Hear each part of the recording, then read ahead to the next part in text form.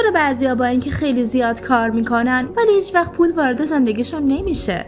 چینی‌ها افتتاحیه المپیک رو در سال 2008 در برج 8 در روز 8 رأس ساعت 8 تا 8 دقیقه برگزار کردن. دقیقا همون سال جشن اقتصادی چین شروع شد، چون 8 عدد پوله.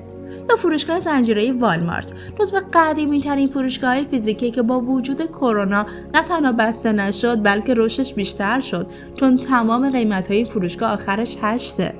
یا مثلا شرکت هواوی، تولید کننده تلفن همراه، سریع‌ترین رشد داشته. دقت کردین لوگوی این شرکت 8 تا پر داره؟ حتی تو زبان انگلیسی حرف H که کلمه هواوی با اون شروع میشه جزو حروف 8. وقتی شرکت‌های بزرگ میدونن که باید از انرژی پول و پول ساختن استفاده کنن، تو چرا این کار رو نکنی؟ اگه میخوای از این رازها با خبر بشی، کانال رو سابسکرایب کن.